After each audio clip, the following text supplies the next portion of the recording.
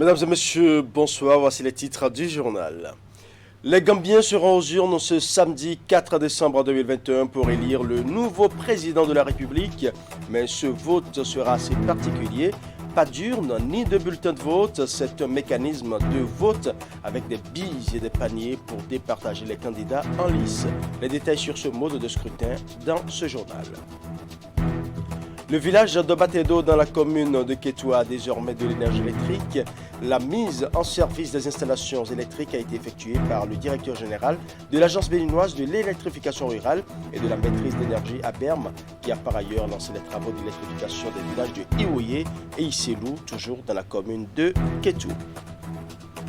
Nous parlerons également dans ce journal du programme Water School Apprendre pour agir qui a effectué sa rentrée officielle ce mercredi à Grand Popo dans le département du Mono. Ce programme qui est destiné à la formation des jeunes dans 8 départements du Bénin est à sa 11e édition. Les détails dans un instant.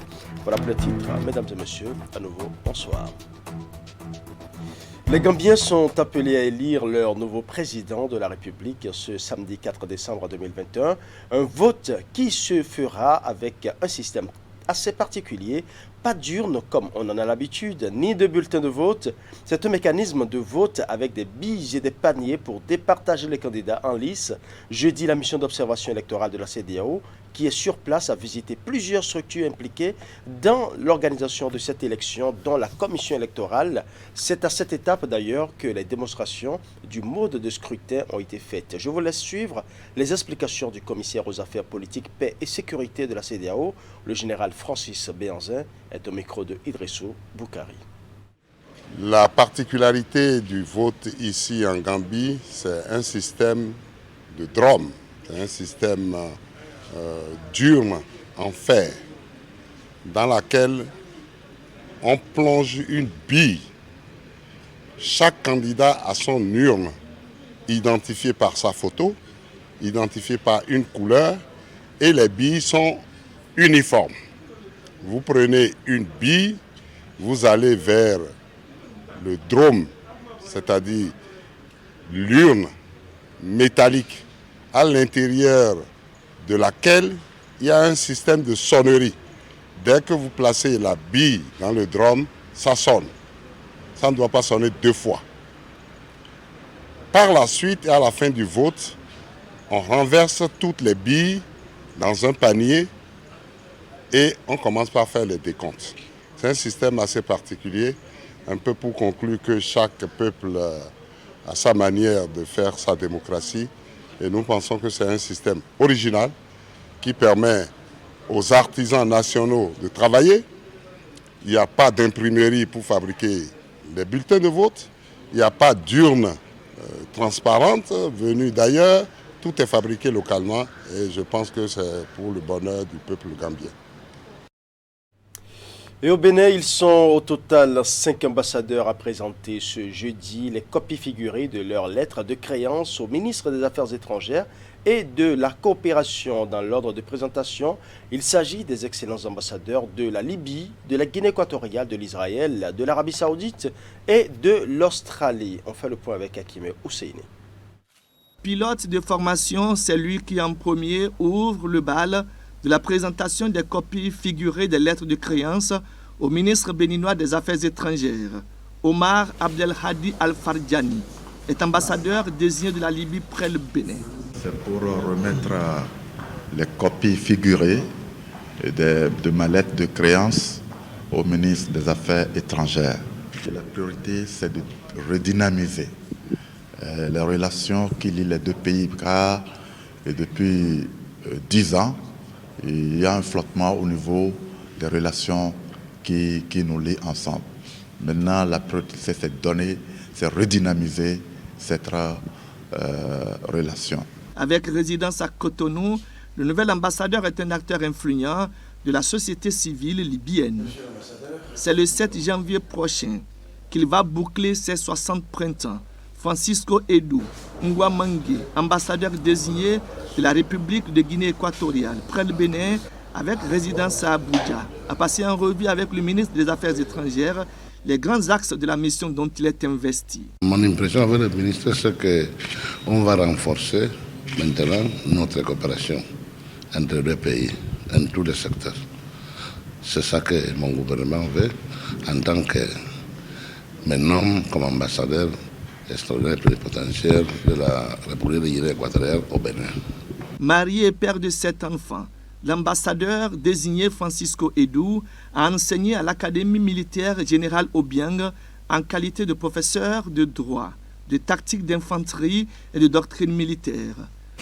Celui qui franchira le 3e, la porte d'entrée de la salle d'audience du ministre des Affaires étrangères et l'ambassadeur d'Israël près le Bénin. Même si je suis très heureux de servir déjà à Abidjan, qui est en Côte d'Ivoire, qui est un très beau pays, je suis également honoré d'aujourd'hui être ambassadeur plénipotentiaire donc, de la République d'Israël auprès le Bénin. Alors, c'est un nouveau chapitre que nous ouvrons en termes donc, de relations entre nos deux pays. Il faut dire que nos relations datent d'assez longtemps et c'est des relations assez fortes, assez étroites. Et notre objectif est de pouvoir faire en sorte de renforcer donc, ces relations et de faire en sorte que la coopération entre nos deux pays soit de plus en plus fructueuse. Léo Vinovesky, nommé ambassadeur extraordinaire et plénipotentiaire de l'État d'Israël, près le Bénin avec résidence à Abidjan, parle outre l'hébreu et l'espagnol, le français, l'italien, l'anglais et le portugais. C'est au nom du Royaume d'Arabie Saoudite que Faisal Ibrahim Al-Ladrafi répond au Bénin. Ambassadeur extraordinaire et plénipotentiaire avec résidence à Abuja, il a échangé avec le ministre des Affaires étrangères des questions d'intérêt pour les deux pays. Parmi les points abordés, il y a le point concernant l'organisation de la première session de la grande commission mixte entre l'Arabie Saoudite et la République du Bénin. Donc, dans ce sens, nous avons quand même discuté de certains points clés qui vont être au rendez-vous lors de cette commission mixte qui se tiendra du 18 au 20 janvier prochain. Dans l'ordre de ces instants de présentation des copies figurées des lettres de créance, John Gérard Donnelly va fermer la marche. Ambassadeur désigné d'Australie près le Bénin, l'hôte du ministre des Affaires étrangères et de la coopération est titulaire d'une licence professionnelle obtenue à l'Université de Sydney et d'une maîtrise en administration publique de l'Université nationale australienne. Aujourd'hui, j'ai une réunion avec son Excellence le ministre des Affaires étrangères et de la coopération pour présenter mon lettre de créance comme ambassadeur extraordinaire et plénipotentiaire d'Australie près du Bénin. John Gérard Donnelly résidera à Abuja, au Nigeria. Le relais de plaidoyer des enfants et des jeunes organisé par l'UNICEF se poursuit et cette fois-ci, l'équipe des enfants était dans le département de Lomé où elle a échangé avec le préfet Marie Akotreso. Le point de l'étape du département de Lomé dans ce reportage. Entamé depuis le 19 novembre dernier à Natitengou, le relais de plaidoyer des enfants et des jeunes sous la coupole de l'UNICEF a tenu sa 11e séance d'échange intergénérationnel avec le préfet du département de Lomé. Une initiative dont les motifs sont clairs. Nous avons constaté que très souvent, les enfants et les jeunes ne sont pas toujours autour de la table, invités au forum de discussion et de prise de décision en ce qui les concerne. Pourtant, nous le savons, ils sont sûrement les plus à même d'identifier les problèmes auxquels ils font face et aussi de contribuer aux solutions possibles. C'est ce constat qui nous a incité à créer ce relais, qui se veut être un dialogue intergénérationnel entre les enfants, les jeunes et les adultes qui ont cette influence et capacité de pouvoir prendre des décisions pour améliorer leur vie, leur quotidien. Victimes de nombreuses violations de leurs droits, les enfants et les jeunes en face au préfet disent ce qui les ronge et qu'ils voudraient voir corrigé. Il y a encore des milliers d'enfants de moins de 14 ans dont le droit à l'éducation n'est pas respecté et qui sont exploités dans les centres d'apprentissage. Madame le préfet, j'ai mal au corps quand je vois ces enfants dont l'avenir est sacrifié, à qui on confie trop tôt des tâches et des charges qui constituent un frein à leur épanouissement. S'il vous plaît, aidez-nous à mettre fin à tous ces abus et permettre aux enfants de jouir pleinement de leurs droits. Nous, jeunes du département de Lomé, plaidons pour la promotion de l'entrepreneuriat dans les domaines du tourisme et du numérique. La mise à la disposition d'outils nécessaires pour la tenue de nos activités. La mise à disposition de financement pour les idées de projets innovants. La programmation de formation sur le numérique et le tourisme. Ce cri de cœur des enfants et des jeunes de Lomé est entendu par le préfet Maria Kotrosou. Consciente des enjeux de développement liés à la protection des droits de l'enfant, elle s'engage à leur côté en signant la lettre de plaidoyer.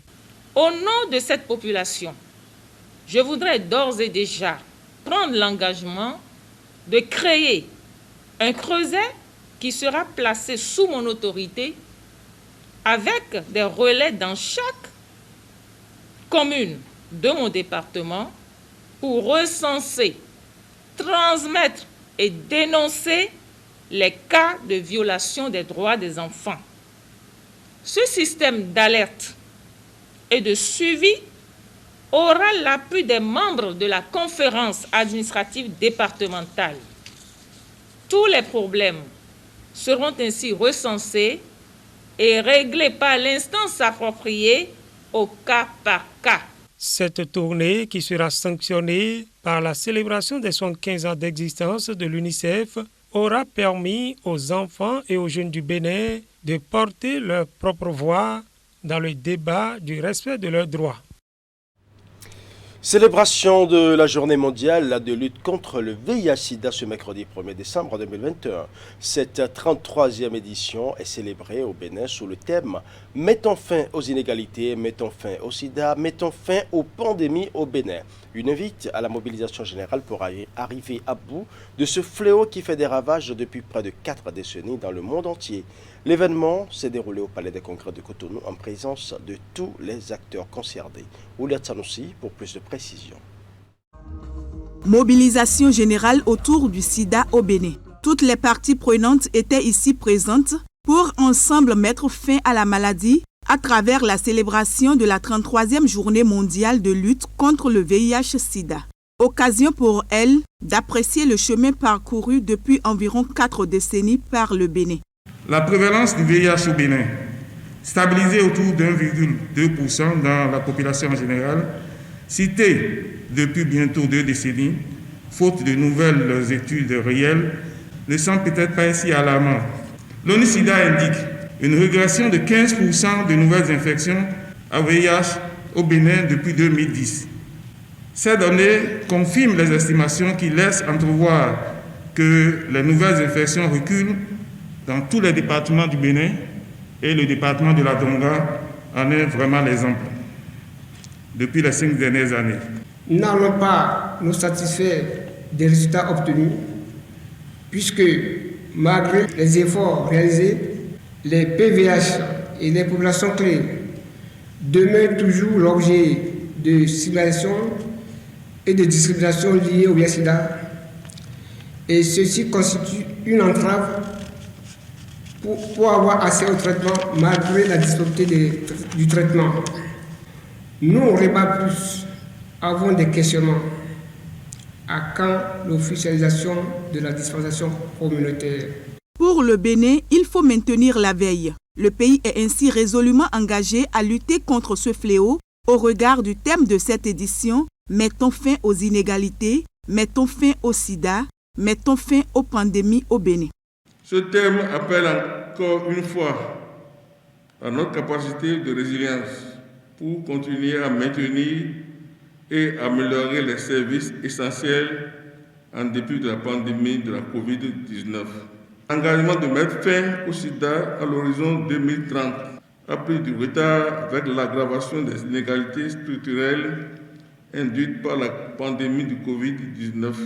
Raison pour laquelle il est important pour une synergie d'action de soutenir les efforts contre ces fléaux qui font partie des priorités du gouvernement. Pour venir à bout du sida et renforcer la résilience face aux pandémies de demain, il nous faut agir collectivement. Il s'agit notamment de s'inspirer de la force mobilisatrice des communautés pour faire bouger les lignes, lutter contre la stigmatisation et supprimer les lois politiques et pratiques discriminatoires et punitives. Au Bénin, le PEPFAR aidera le gouvernement et le peuple à accélérer le progrès vers la réalisation de leurs objectifs 95-95-95. Avec cette première tranche de 6 millions de dollars de fonds PEPFAR, le Bénin rejoint 8 autres pays d'Afrique occidentale dans la lutte collective contre le VIH et le sida. Et sans la jeunesse, le Bénin ne peut parvenir à un taux zéro de prévalence du VIH-Sida. C'est pour cela qu'un concours de musique et de campagne de sensibilisation sur le thème « Stop Sida, ça ne sera pas sans moi » a été organisé par le CNLSTP. À l'issue de la compétition, les meilleures productions ont été primées et les autres sont reparties avec des lots de consolation au cours de cette célébration.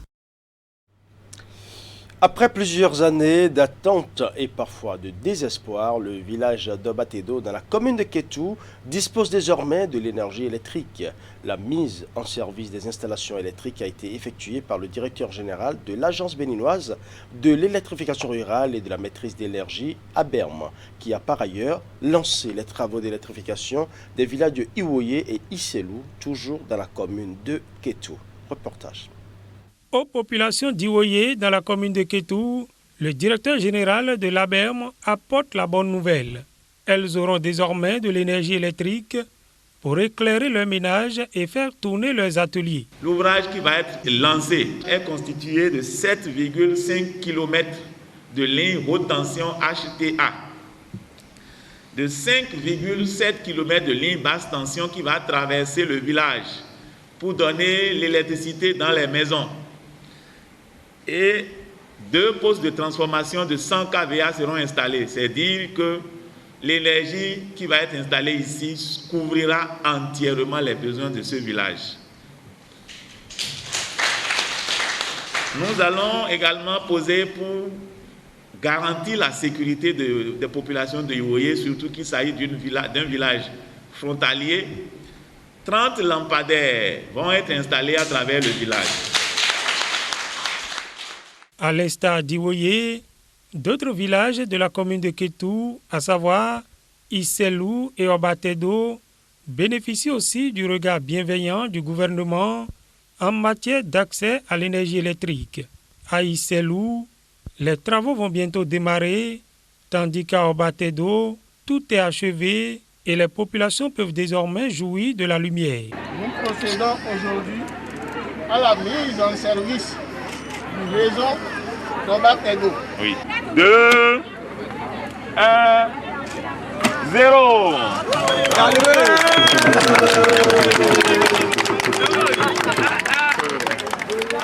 L'ensemble de travaux globalement lancés et mis en service aujourd'hui concerne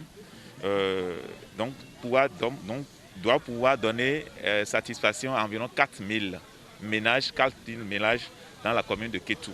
Et ce social, à travers l'énergie, l'électricité, contribue au développement. Ce qui veut dire que les couturiers, les soudeurs, presque tous ces ouvriers pourront même travailler au-delà de l'heure et satisfaire leur clientèle qui est la population. Satisfaits des travaux, natifs, autorités et cadres de la commune de Kétou ont adressé leurs remerciements à tous ceux qui ont contribué à l'aboutissement du projet. Je crois qu'aujourd'hui, c'est un grand jour pour nous. Et nous devons tous remercier Dieu. Remercier le Tout-Puissant qui nous a permis d'être là.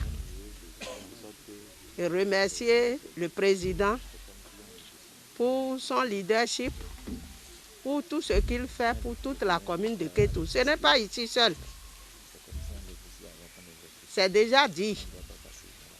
Il ne sait pas faire la publicité de tout ce qu'il fait. Il nous laisse constater dès que c'est cuit. Et c'est le cas aujourd'hui. Les difficultés d'aujourd'hui pour que nous vivions mieux aujourd'hui et demain, C'est ce que Patrice Talon poursuit et c'est ce que nous poursuivons avec lui. Je voudrais remercier particulièrement le ministre Jean-Claude Roussou, que j'ai bousculé tout le temps, qui m'a écouté et à travers lequel nous voyons les réalisations d'aujourd'hui autorisées par le président Patrice Talon, avec la mise en œuvre concrète du DG de la Berme. L'échéance mars 2022 a été donnée pour la fin des travaux d'électrification dans les villages de Isselou et Iwoye. Alors à présent à l'université d'Abomey-Calavi pour parler de la célébration de la première édition de la journée de l'enseignement supérieur qui s'est déroulée ce jeudi 2 décembre 2021. C'est une initiative du programme de bourse de la Fondation Mastercard qui met un accent particulier sur la problématique de l'employabilité des diplômés du Bénin. Teddy Goudalo pour plus de précisions. À cette célébration de la journée de l'enseignement supérieur, la problématique de l'employabilité des diplômés au Bénin mobilise les attentions. L'initiative du programme de bourse de la Fondation Mastercard à l'université d'Abomey-Calavi intervient dans le cadre de la conférence triennale du Forum universitaire régional pour le renforcement des capacités en agriculture. Les voyants sont au rouge au niveau de l'emploi dans tous les pays africains. Les voyants sont au rouge et nous avons des taux d'employabilité très faibles. Réfléchir sur l'enseignement supérieur et l'employabilité des jeunes au Bénin permettra à coup sûr à notre université d'affiner sa vision et de faire face aux enjeux de l'heure. À cette rencontre, plusieurs communications sur différentes thématiques sont présentées aux participants. Entre autres, celles relatives aux perspectives du secteur privé pour un enseignement supérieur au service de l'emploi des diplômés. Les facteurs du succès de l'échec des programmes de développement sont également passés au peigne fin. One of the key functions of Forum is to promote dialogue among education actors and other actors across the wider education value chain, but also linking especially to policymakers, to the private sector, to development partners, but also to farmers and others. L'évidence est claire qu'il y a une inadéquation entre la formation académique proposée par les universités et les besoins du marché, ce qui amoindrit le taux d'insertion professionnelle de nos jeunes diplômés. Pour remédier à cet état de choses, il s'avère indispensable de réfléchir à de nouvelles stratégies de gestion de cette difficulté pour faire rayonner l'enseignement supérieur au Bénin. De cette journée de réflexion, il est attendu une déclaration qui intègre toutes les recommandations formulées pour une meilleure adéquation entre la formation supérieure et l'employabilité des diplômés au Bénin. Enseignement supérieur toujours, entrée académique à l'Université des sciences, technologies, ingénierie et des mathématiques d'Abomey. La cérémonie solennelle a regroupé dans les locaux de ce haut lieu de savoir personnel enseignant, étudiants et autres invités. Les manifestations ont été placées sous le thème « Femmes et les sciences, technologies, ingénierie et mathématiques pour le développement du Bénin ». Imetelena Moussou pour plus de précisions. Dans leur apparat des grands jours, les différentes composantes du corps enseignant entourées des étudiants et autres invités à l'Université nationale des sciences, technologies, ingénierie et mathématiques UNSTIM d'Abomey, on effectue solennellement la rentrée académique 2021-2022, la première d'ailleurs dans la vie de ce haut lieu de savoir, autour du thème « Femmes et les sciences, technologies, ingénierie et les mathématiques pour le développement du Bénin ». Le recteur et son équipe ont dans un langage franc relevé et exposé les perspectives pour le mieux-être de chacun et pour de meilleurs résultats. Les étudiants que nous sommes prêts et nous sommes déjà engagés. Nous n'allons pas également faire ce discours sans faire part de certains problèmes, dont le rétablissement de l'état juridique des bourses dans les écoles d'ingénieurs qui n'augmentent jamais. S'il est souhaitable que l'institution puisse s'adapter plus localement, plus rapidement aux fluctuations des besoins en encadrement et aux stratégies de recherche, une certaine inquiétude gagne le corps enseignant. Se retrouvera-t-il par rationalisation économique et diverses autres raisons que nous ne saurons citer ici, dans un rôle académique statique sans formation. Aux nombreuses doléances et appels des uns et des autres, le premier responsable de l'université a répondu. Joachim Benou a fait la promesse d'apporter des réponses dans la mesure du possible. Il a aussi invité chaque acteur à jouer sa partition pour un bien meilleur rayonnement de l'UNESTIM. La fonction de l'université est de transmettre le savoir et d'animer la recherche pour régler les problèmes de la société. Je me réjouis de pouvoir réaffirmer ensemble avec vous cet idéal.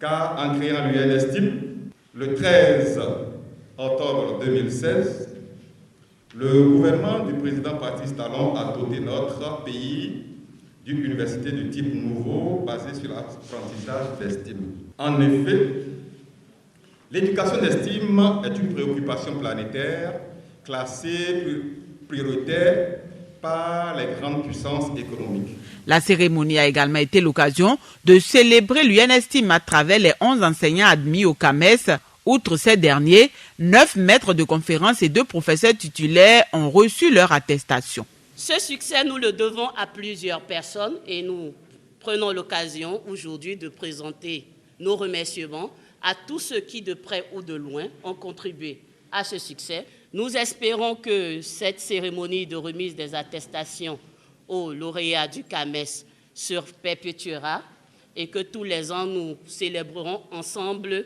l'excellence à l'UNESTIM. Voilà qui lance les hostilités à l'UNESTIM d'Abomey. Le terrain est désormais balisé pour le bon déroulement des activités académiques pour le compte de l'année 2021-2022. Le 5 décembre prochain, c'est-à-dire dimanche, la communauté internationale va célébrer la Journée mondiale des sols. En prélude à cette célébration, la faculté des sciences agronomiques de l'université d'Abomey-Calavi, avec l'accompagnement de ProSol, a organisé 2 jours de réflexion sur le phénomène de la salinisation des sols. Enrayer la salinisation des sols, stimuler leur productivité, c'est le thème de la célébration de l'édition 2021 de cette journée. Teddy Goudalo. Au décanat de la faculté des sciences agronomiques de l'université d'Abomey-Calavi, l'édition 2021 de la Journée mondiale du sol n'est pas passée inaperçue.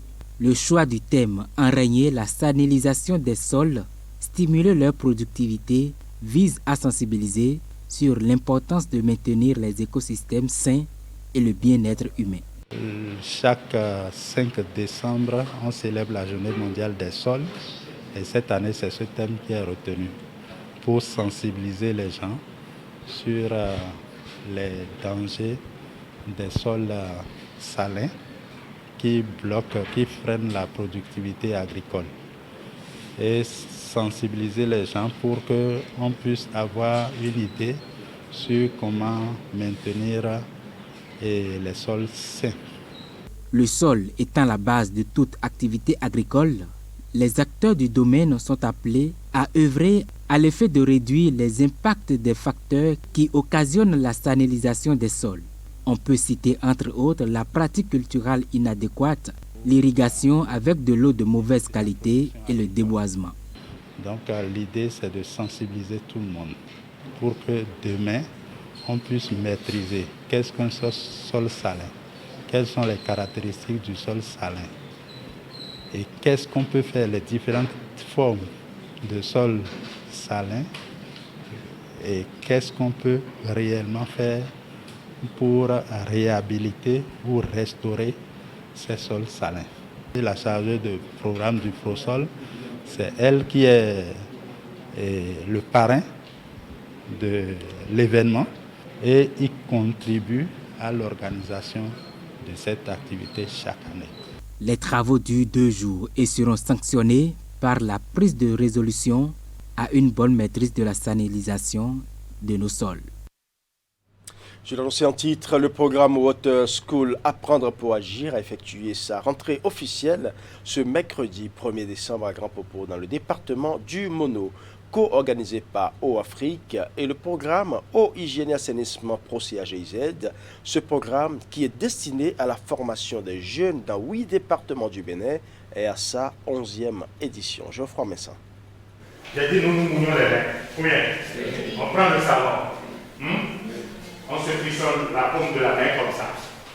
Matinée ensoleillée du mercredi 1er décembre 2021. 16 élèves de différents niveaux d'études sont réunis dans des salles de classe du CEG Grand Popo au sud-ouest du Bénin, à une 60aine de kilomètres environ de Cotonou. Ils sont en plein atelier de formation sur la COVID-19 et servent ainsi de lancement à la 11e édition du programme Water School Apprendre pour agir.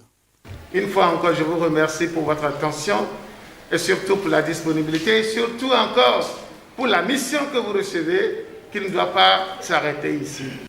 Le programme Water School est co-organisé par Eau Afrique et le programme Eau, Hygiène et Assainissement Prosea GIZ. Il vise à doter les jeunes d'informations, des outils et des méthodes pour la préservation de l'eau, la promotion de l'hygiène et de l'assainissement. Le thème de cette édition est « Les jeunes face à l'urgence sanitaire liée à la pandémie de la COVID-19 ».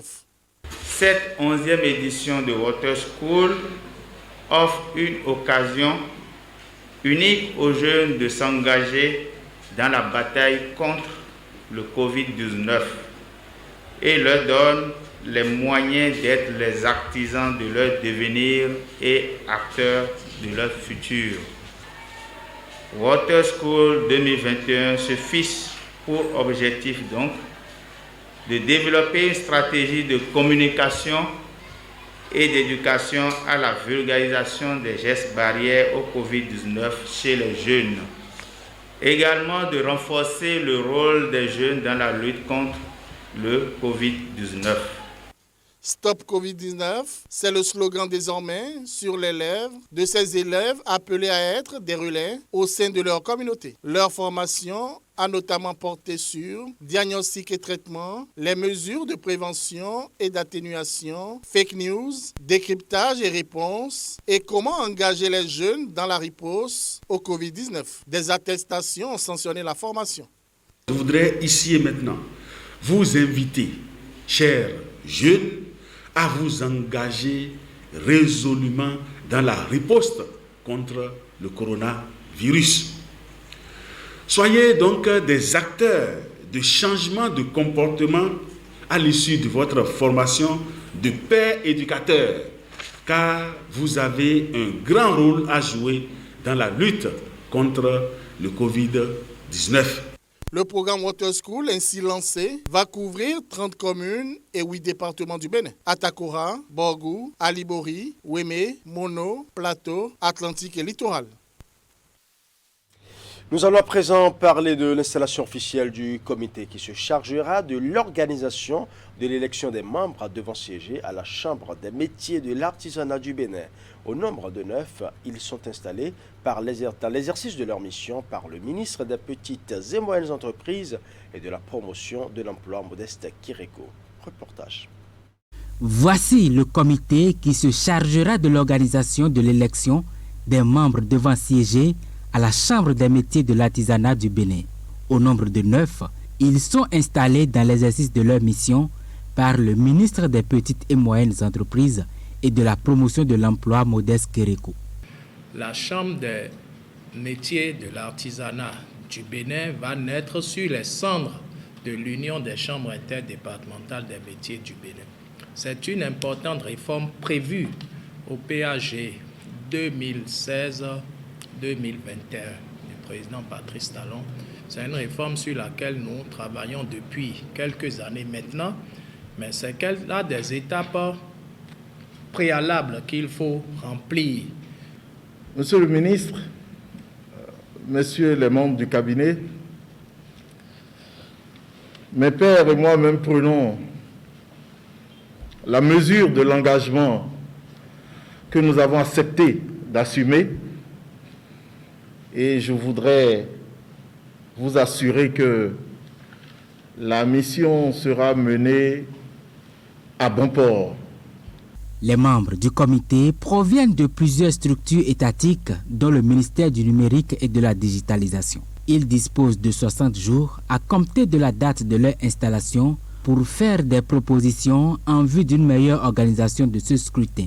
Vous devez vous mettre à partir de cette installation résolument au travail et sans délai à la mi-février ou à la fin février, tout au plus. Les nouveaux élus à la Chambre des métiers de l'artisanat du Bénin, la CMA Bénin, devront donc en conséquence être installés. C'est pourquoi votre responsabilité, elle est grande et nous comptons sur vous, le gouvernement compte sur vous. La désignation des membres du comité d'organisation a été actée par un arrêté interministériel qui est ici rappelé. À l'issue de cette élection, 80 membres siégeront au sein de la Chambre des métiers de l'artisanat du Bénin. La ministre des Affaires sociales et de la microfinance était ce mardi au centre de formation mécanique de la mairie de Lokossa.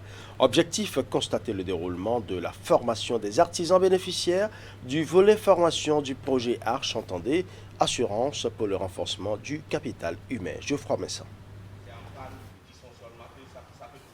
Une présence pas comme les autres au centre de formation mécanique de la mairie de Lokossa, situé au niveau du garage communal à Fongba. Il s'agit de celle de la ministre des Affaires sociales et de la microfinance. Elle a profité de la matinée du mardi 30 novembre 2021 pour faire un tour sur le site de formation des artisans bénéficiaires du volet formation du projet Arche, assurance pour le renforcement du capital humain. Elle a pu échanger avec les différents acteurs. Depuis juin 2021, les bénéficiaires du projet formation ont démarré, leur formation. Dans plusieurs secteurs, nous avons eu la menuiserie aluminium, l'électricité photovoltaïque, récemment certains métiers piliers du bâtiment.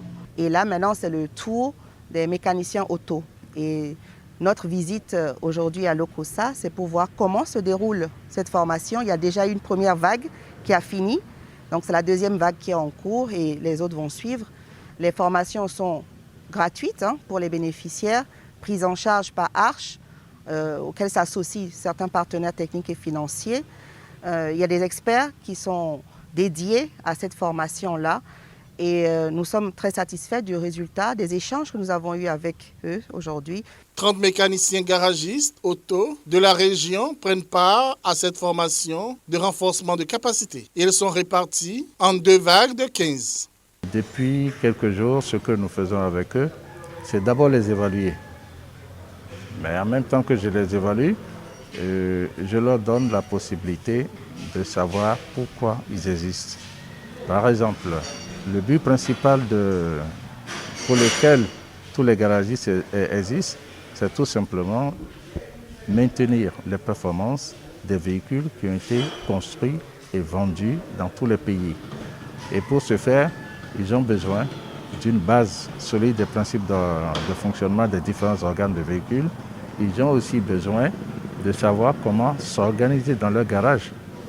La formation se déroule avec l'appui de l'Union des garagistes professionnels du Bénin, UGPB. Elle est une occasion de rappel des notions de base de la mécanique. La formation porte également sur le moteur 4 temps, le diagnostic des systèmes à gestion électronique, ainsi que l'intervention sur les systèmes à gestion électronique.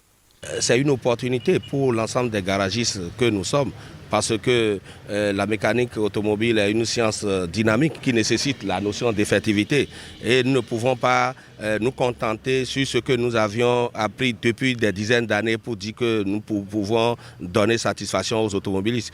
Le garage communal est un joyau de la cité de l'Espérance Lokossa. La formation a démarré le 22 novembre dernier. Pour rappel, le volet formation du projet Arche a été lancé ici à Lokossa il y a 1 an.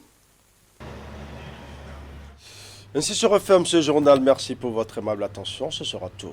Portez-vous bien.